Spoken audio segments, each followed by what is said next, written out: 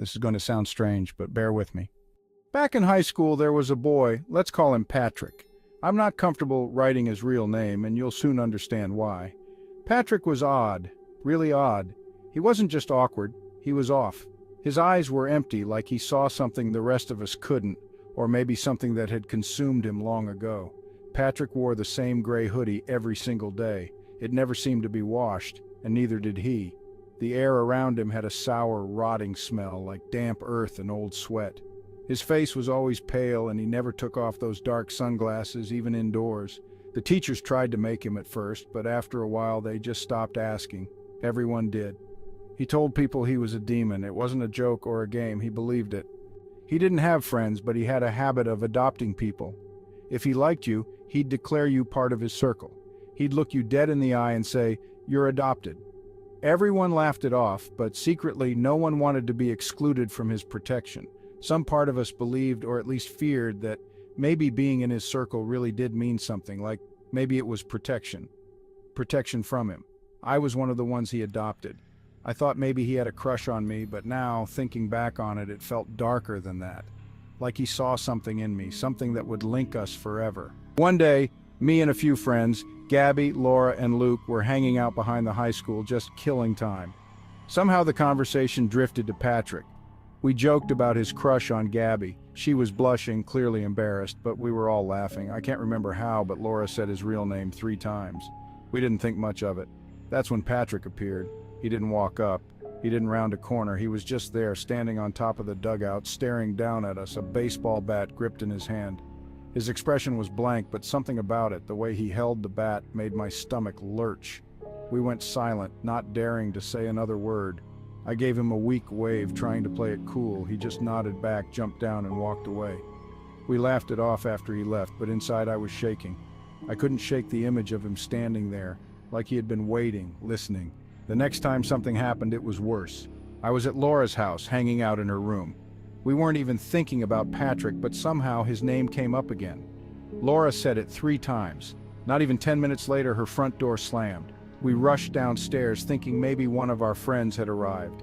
Instead, we found Patrick standing in her living room, talking to Laura's mom like it was completely normal. "I was summoned," he said, smiling. Laura's mom politely asked him to leave, and he did. But as soon as the door closed, Laura and I looked at each other, horrified. He was summoned. He had been summoned twice now, and both times we had said his name 3 times. From then on, we all swore never to say his name like that again. For a while, nothing happened. Life returned to normal. We thought maybe we just imagined it all, or that it was some strange coincidence.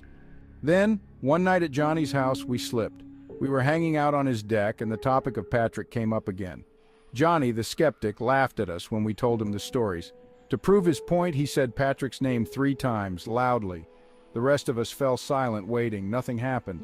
Johnny grinned, proud of himself. But just as he was about to gloat, we saw him, Patrick. He was standing on the other side of Johnny's backyard fence, staring at us. Just standing there, silent in the dark. No one spoke. No one moved. Patrick stayed there for a few long, agonizing seconds before disappearing into the shadows. Johnny freaked out, accusing us of setting him up. We hadn't. We all knew that much. The silence that followed was thick with dread. After that night, Johnny was never the same. None of us were. The last encounter was the worst. Months later, I was home alone, a rare occurrence. It was a rainy night, and I had invited a boy over, a guy I'd been talking to for a while. We were hanging out in my room when Patrick's name came up. My body tensed, and I quickly told him the stories. He laughed, thinking it was all some silly game, and then, just to scare me, he screamed Patrick's name. Not once, not twice, but 3 times. As soon as the 3rd scream left his lips, the rain outside grew heavier. Thunder rumbled and lightning lit up the yard. My heart raced as I ran to the window, and that's when I saw him, Patrick, standing in my driveway looking up at me through the sheets of rain. I screamed. The boy I was with tried to comfort me, but I couldn't stop shaking.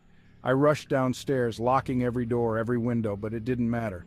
Every time I looked outside, Patrick was closer, standing in my yard, then by the door, just staring, silent, waiting.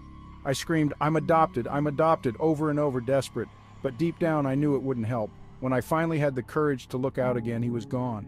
but the storm raged on and I was too terrified to sleep. The boy left later that night, and in the morning I went outside. I found Patrick's hoodie in the far corner of my yard. Wrapped inside were things I didn't even realize were missing, small personal items from my room. Patrick never came back to school after that. He vanished, just like that. No one knew where he went, and no one cared to find out. My parents still live in that house, and sometimes I wonder, is he still out there, watching, or worse, waiting for me to say his name 3 times again?